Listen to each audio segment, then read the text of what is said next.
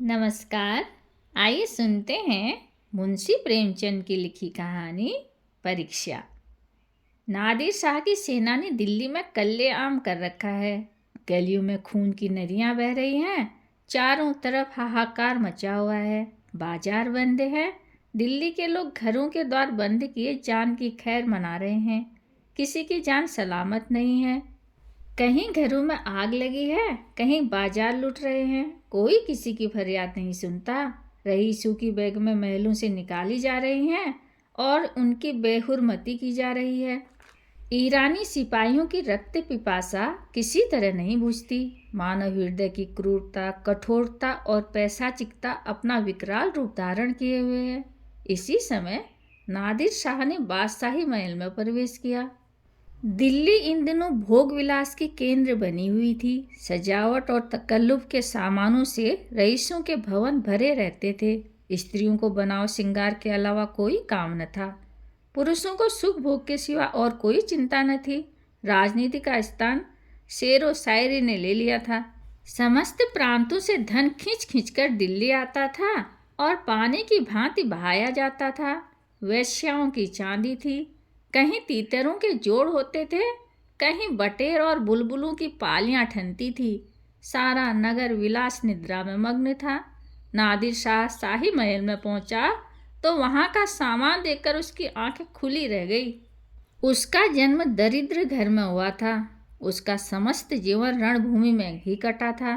भोग विलास का उसे चस्का न लगा था। कहाँ रण क्षेत्र के कष्ट और कहाँ यह सुख साम्राज्य। जिधर आंख उठती थी उधर से हटने का नाम न लेती थी। संध्या हो गई थी। नादिर शाह अपने सरदारों के साथ महल की सैर करता और अपनी पसंद की चीज़ों को बटोरता हुआ दीवाने खास में आकर कार चौबी मनसद पर बैठ गया।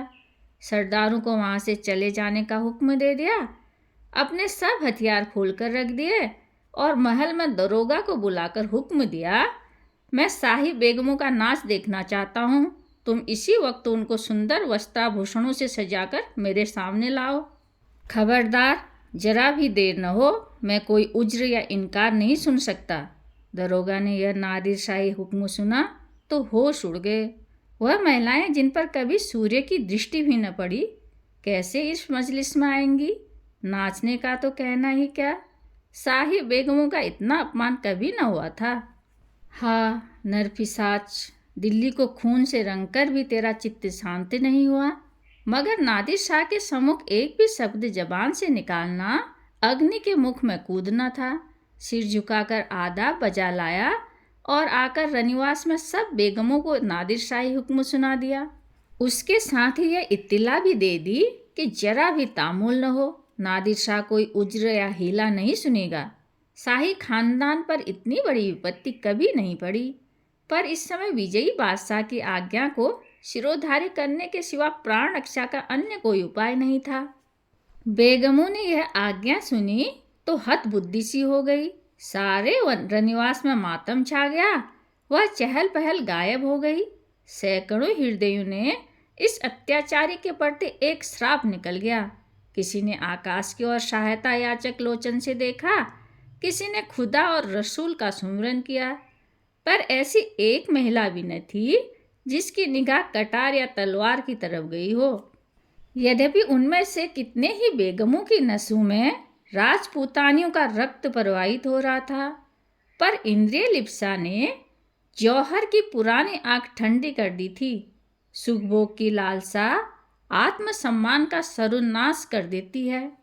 आपस में सलाह करके मर्यादा की रक्षा का कोई उपाय सोचने की मोहलत न थी। एक एक पल भाग्य का निर्णय कर रहा था। हताश होकर सभी ललनाओं ने पापी के सम्मुख जाने का निश्चय किया। आंखों से आंसू जारी थे, दिलों से आहें निकल रही थी, पर रत्न जड़ित आभूषण पहने जा रहे थे। अश्रु सिंचित नेत्रों में सुरमा लगाया जा रहा था और शोक व्यतीत हृदयों पर सुगंध का लेप किया जा रहा था। कोई केस गूंथती थी, कोई मांगों में मोतियां पिरोती थी। एक भी ऐसे पक्के इरादे की स्त्री न थी जो ईश्वर पर अथवा अपनी टेक पर इस आज्ञा का उल्लंघन करने का साहस कर सके। 1 घंटा भी न गुजरने पाया था कि बेगमात पूरे के पूरे आभूषणों से जगमगाती, अपने मुख की क्रांति से बेले और गुलाब की कलियों को लजाती, सुगंध की लपटें उड़ाती, छम छम करती हुई दीवाने खास में आकर नादिर शाह के सामने खड़ी हो गई। नादिर शाह ने एक बार कनखियों से परियों के इस दल को देखा और तब मसनद की टेक लगाकर लेट गया। अपनी तलवार और कटार सामने रख दी। एक क्षण में उसकी आंखें झपकने लगी। उसने एक अंगड़ाई ली और करवट बदल ली। जरा देर में उसके खर्राटों की आवाज़ सुनाई देने लगी। ऐसा जान पड़ा कि वह गहरी निद्रा में मग्न हो गया। आधे घंटे तक वह पड़ा सोता रहा और बेग में ज्यों की त्यों सिर नीचा किए चित्रों की भांति खड़ी रही। उनमें 2-1 महिलाएं जो ढीठ थी, घूंघट की ओट से नादिर शाह को देख भी रही थी और आपस में दबी जबान में कानाफूसी कर रही थी। कैसा भयंकर स्वरूप है, कैसी रणोन्मत्त आंखें, कितना भारी शरीर है। आदमी काहे को है, देव है। सहसा नादिर शाह की आंखें खुल गई। परियों का दल पूर्ववत खड़ा था। उसे जागते देखकर बेगमों ने सिर नीचे कर लिए और अंग समेटकर भेड़ों की भांति एक दूसरे से मिल गई। सबके दिल धड़क रहे थे कि अब यह जालिम नाचने गाने को कहेगा, तब कैसे क्या होगा, खुदा इस जालिम से समझे। मगर नाचा तो न जाएगा, चाहे जान ही क्यों न चली जाए। इससे ज़्यादा जिल्लत और न सही जाएगी। सहसा नादिर शाह कठोर शब्दों में बोला, ए खुदा की बंदियों, मैंने तुम्हारा इम्तिहान लेने के लिए बुलाया था और अफसोस के साथ कहना पड़ता है कि तुम्हारी निस्बत मेरा जो गुमान था वह हर्फ ब हर्फ सच निकला। जब किसी कौम की औरत में गैरत नहीं रहती तो वह कौम मुर्दा हो जाता है। देखना चाहता था कि तुम लोगों में अभी कुछ गैरत बाकी है या नहीं, इसलिए मैंने तुम्हें यहाँ बुलाया था। मैं तुम्हारी बेहुरमती नहीं करना चाहता था। मैं इतने ऐस का बंदा नहीं हूँ, वरना आज भेड़ों के गल्ले चराता होता। न इतना हवस परस्त हूँ, वरना आज फारस में सरोद और सितार के ताने सुनता होता, जिसका मज़ा मैं हिंदुस्तानी गानों से कई ज़्यादा उठा सकता हूँ। मुझे सिर्फ तुम्हारा इम्तिहान लेना था। मुझे यह देखकर सच्चा मलाल हो रहा है कि तुम में गैरत का जौहर बाकी न रहा। क्या यह मुमकिन न था कि तुम मेरे हुक्म को पैरों तले कुचल देती?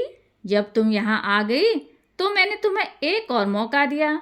मैंने नीत का बहाना किया। क्या यह मुमकिन न था कि तुम में से कोई खुदा की बंदी इस कटार को उठाकर मेरे जिगर में चुभा देती? मैं कलामे पाक की कसम खाता हूँ कि तुम में से किसी को कटार में हाथ रखते देखकर मुझे बेहद खुशी होती। मैं उन नाजुक हाथों के सामने गर्दन झुका देता। पर अफसोस है कि आज तैमूर खानदान की एक बेटी भी यहाँ ऐसी नहीं निकली जो अपनी हुर्मत बिगाड़ने पर हाथ उठाती। अब यह सल्तनत जिंदा नहीं रह सकती। इसकी हस्ती के दिन गिने हुए हैं। इसका निशान बहुत जल्द दुनिया से मिट जाएगा।